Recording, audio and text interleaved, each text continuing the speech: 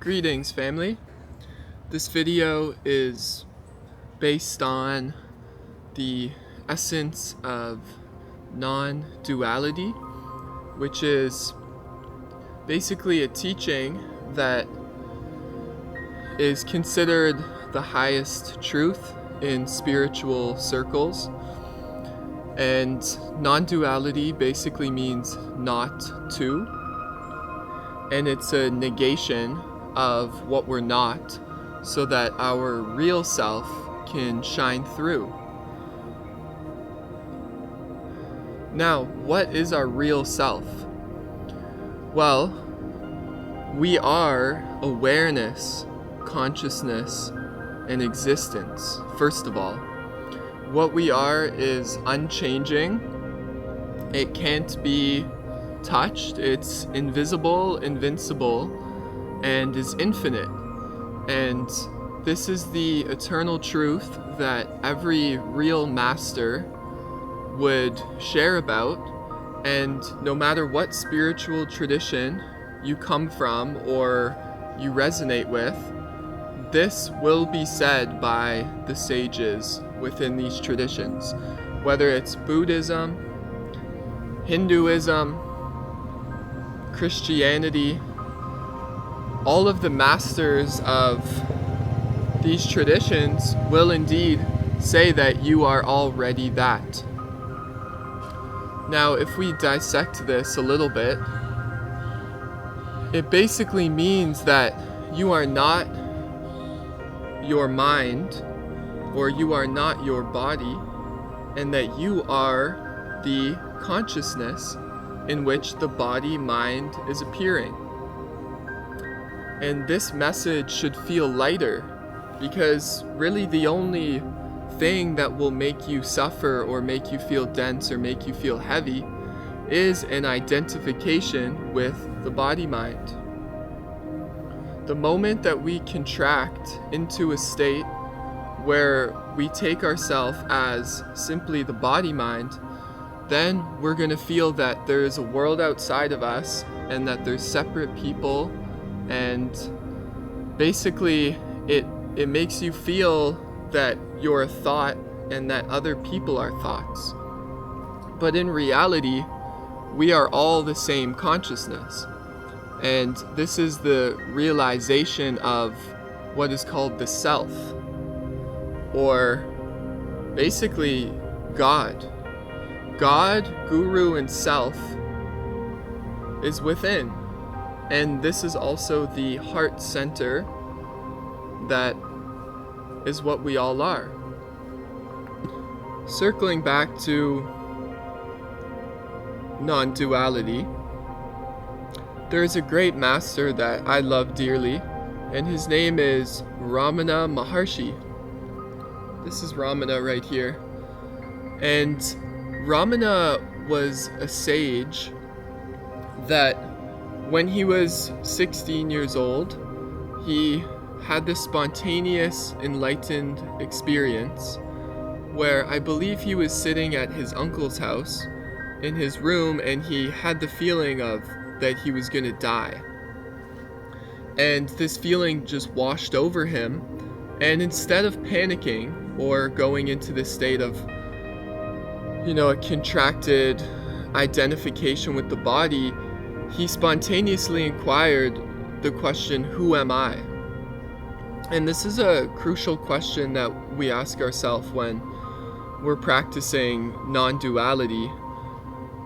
This is really the ultimate question. It's questioning your existence and whether you are the eye of thought or you are the eye of awareness. And in its essence, this is the difference between the eye of divine love, which is the eye of awareness, and then the eye of fear, which is the eye of separation or identification with merely the body-mind. So back to Ramana, is that he basically achieved enlightenment. And when I say the word achieved, he basically fully realized what he's always been.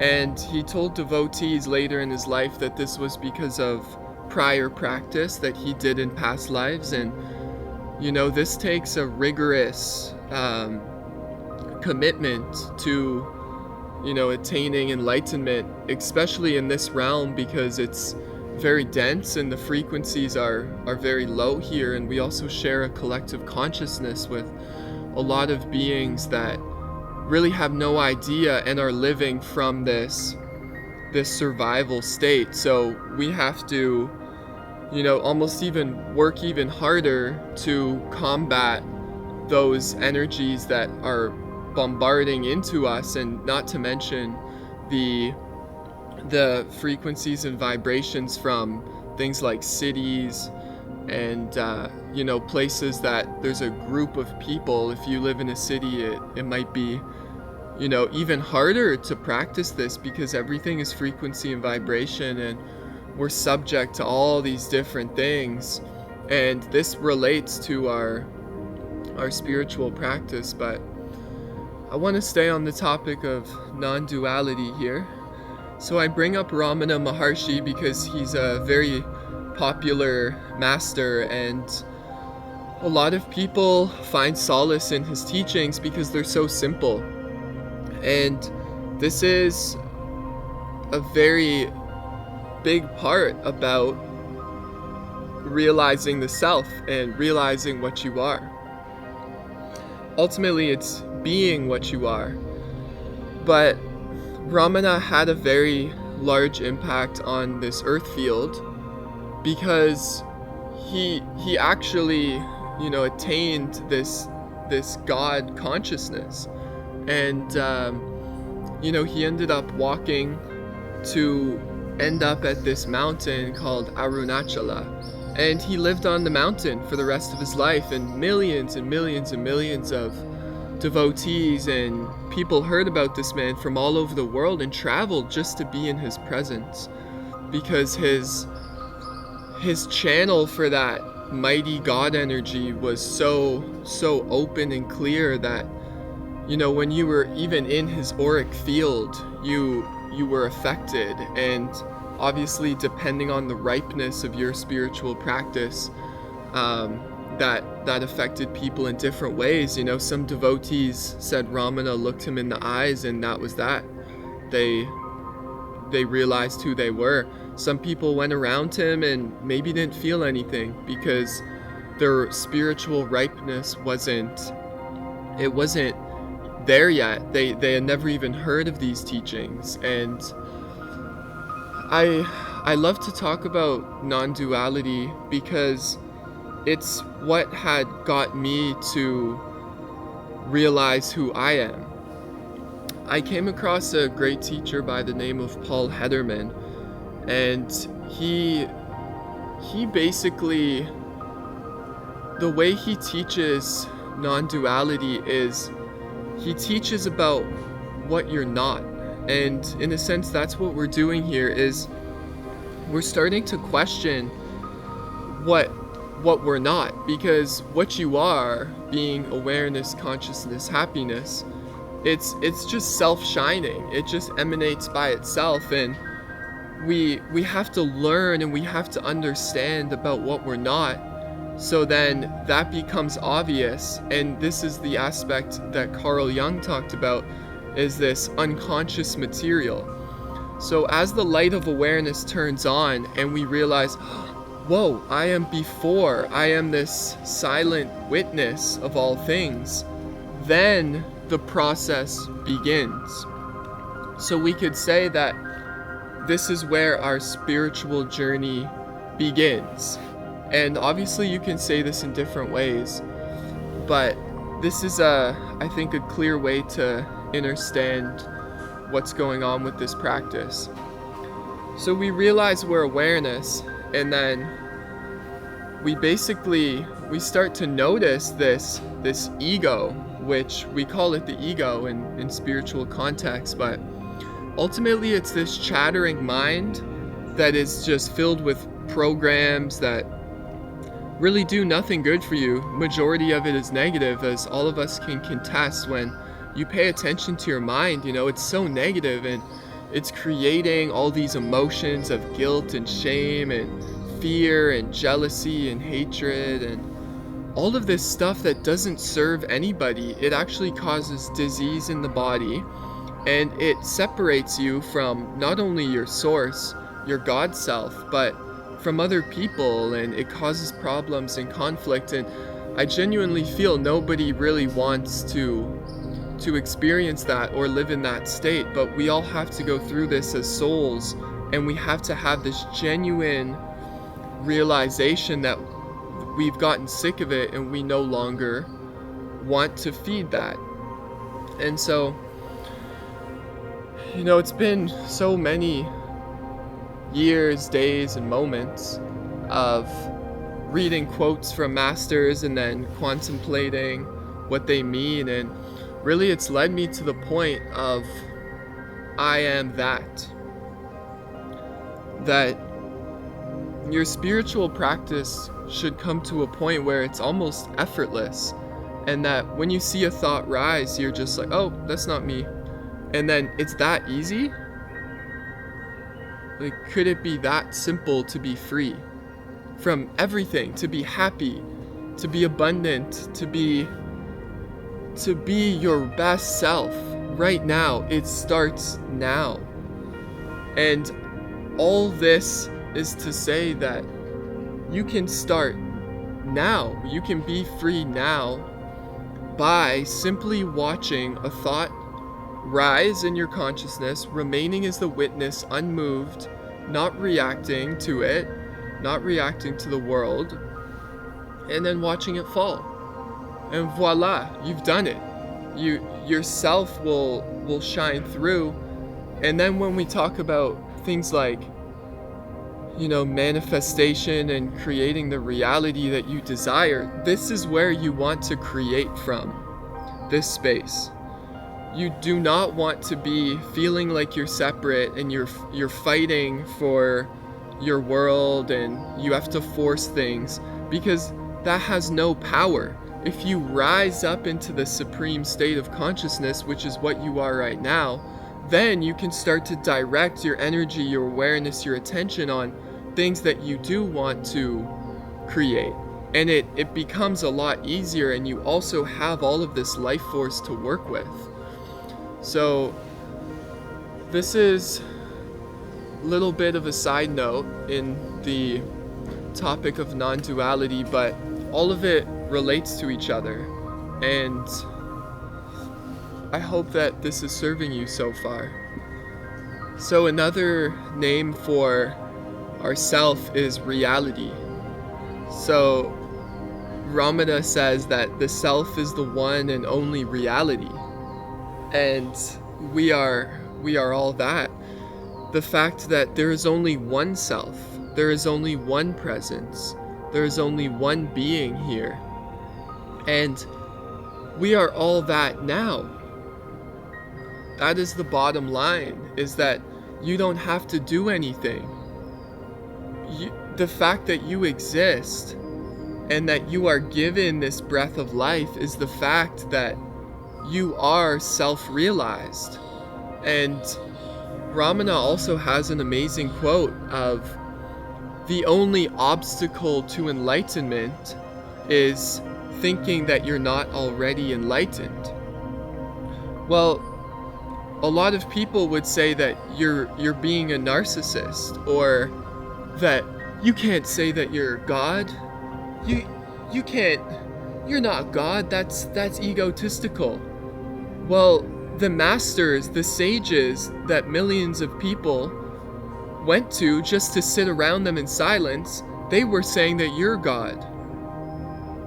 So you can't fight that. Is that Ramana himself, Jesus himself, Jesus said, I and my Father are one. What he's saying there is that he is God. And God is really just love. That's what God is. So it's really just saying that love is the reality. We are all that now, and that really there's no practice to do spiritually other than to be as you are, which is not really a practice, and to simply witness a thought rise and fall and to see what remains, and that's it. it doesn't take anything outside. You don't have to do yoga poses. You don't have to do another breathwork session. You don't have to do anything outside of you to be what you are. Of course, this stuff is amazing and will continue on after self-realization happens, which is to chop wood and carry water, because nothing really changes other than you realize your real nature, and that's actually when, in a sense, life begins. Like Ramana has a quote that the ego death is your real birthday. So that's a profound statement. He's saying that when you wake up to the true nature of who you are, that is when eternal life begins. And eternal life is eternal abundance, eternal freedom, eternal happiness. And this process, from the point of now realizing that you are the awareness into embodying it, it is a process that begins underway. And once the ego is seen for what it really is, its days are numbered. So the fact that you're listening to this video means that the ego's days are numbered within you. So you're chosen, you're special to be a being of the light, a being of peace, a being of unity, a being of happiness. But what happens is that whatever's not of that energy will come up to be consumed by this consuming flame, which is the light of awareness. So paradoxically, this process may have a lot of suffering, because really what suffering is the raising up of the unconsciousness into the conscious awareness. And that is how we heal, in a sense, is how we remove the obstacles by seeing all of these quote-unquote obstacles to our realization of God consciousness.